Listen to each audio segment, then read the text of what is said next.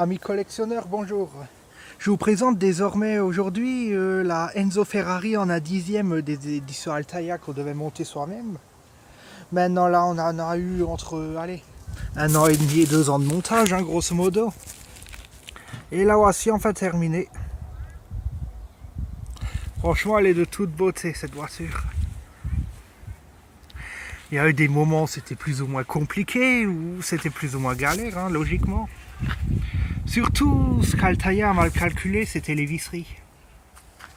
Alors, il nous donnait des visseries quelques numéros avant, que les pièces concernées pouvaient être montées. Après, il nous disait des références de vis. Et vu que c'était pas marqué sur le paquet, ben, on était emmerdés et on devait se référencer sur l'espèce de tableau qu'ils nous ont donné.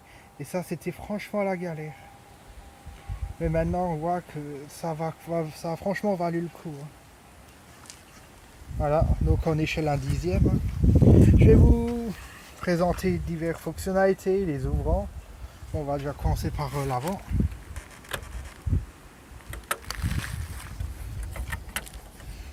Voilà.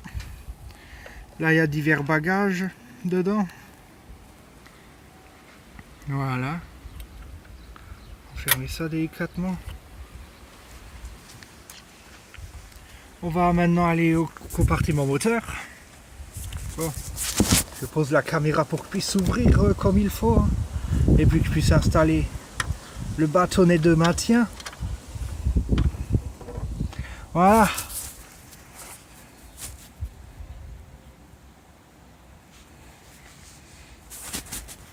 Les suspensions sont bel et bien fonctionnelles. Hein. Voilà. Il y a aussi les décalcos qui sont de fidèles reproductions qu'on devait installer. Par exemple là devant mon doigt. Et on a encore là devant aussi. Là les petits autocollants sur les bouchons. Etc. Il y a aussi une trappe à essence. Je vais faire l'ouvrir de l'intérieur pour éviter de éventuellement faire de la casse. En fermant le capot, vous verrez la trappe d'essence de toute façon. Voilà. On va encore regarder plus ce moteur en détail. Maintenant on va s'attarder un peu sur les freins.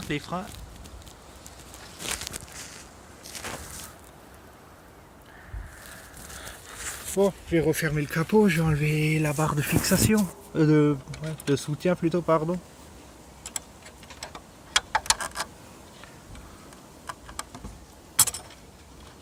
Voilà, on va refermer ça. Alors là, vous avez l'aileron amovible, hein. Voilà. Et la trappe d'essence maintenant qui est là et le bouchon. Enfin, voilà. Et maintenant, on va s'attaquer à l'intérieur. On pousse un peu et on l'ouvre et ça monte. Je vais également ouvrir de l'autre côté pour faire rentrer davantage de clarté. Voilà.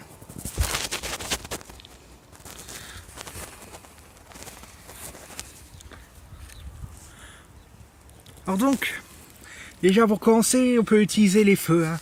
Alors j'appuie un coup là-dessus et j'allume l'instrumentation du tableau de bord interne. Et faire un peu d'ombre, voilà, vous voyez à peu près. On voit pas très bien, mais bon. J'appuie une deuxième fois, ça reste allumé, mais c'est les phares avant qui se mettent en route.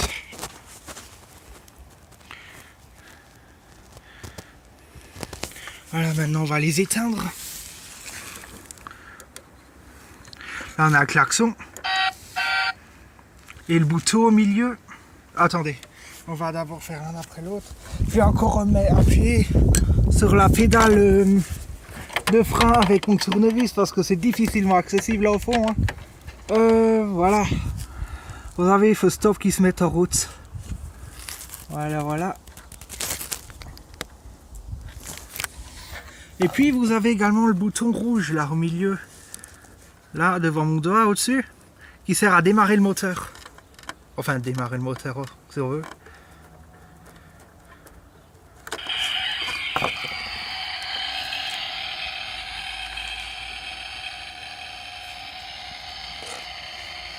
Et puis je vais également faire pression sur la pédale d'accélérateur.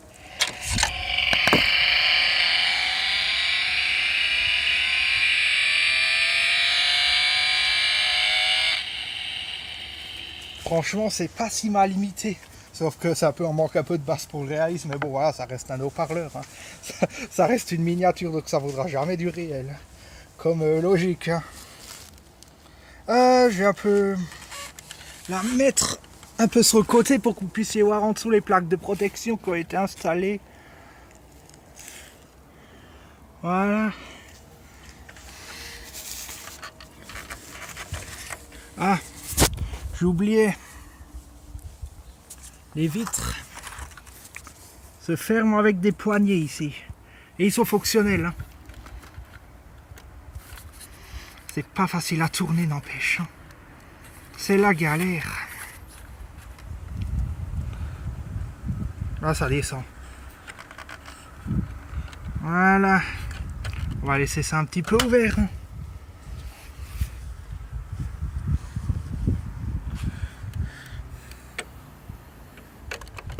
Bon, grosso modo, on a fait le tour. Donc, pour que vous puissiez à peu près vous faire une idée de la taille de la miniature, à défaut d'avoir une Enzo Ferrari en A18e, j'en ai plus d'ailleurs vu que je l'ai revendue vu que je faisais celle-ci, je vous présente la F50 en A18e que j'installe à côté pour faire juste une idée. Hein. Et encore mieux, j'ai son homologue en A43e. Je vous pose juste là. Voilà. Ça en dit long. Ah bah tiens, on peut la poser là. Bon. Si vous avez des questions, n'hésitez pas. Après, je pense qu'on a fait le tour. En termes d'heures de travail, je peux pas trop dire combien j'ai eu, je ne sais pas. Peut-être ça dépend suivant les numéros que j'avais. J'avais peut-être entre 10 minutes et une demi-heure suivant la complexité du numéro. Hein. Après, je ne peux pas dire combien d'heures j'ai fait dessus, je compte pas. D'ailleurs, je ne vais pas sans parler encore des autres voitures que je monte également. D'un côté, moi, ce qui compte surtout, c'est le résultat, voilà. Bon, je vais laisser place au shooting, aux séries photos que je vais faire. Et puis voilà, allez, bonne journée à tous et merci.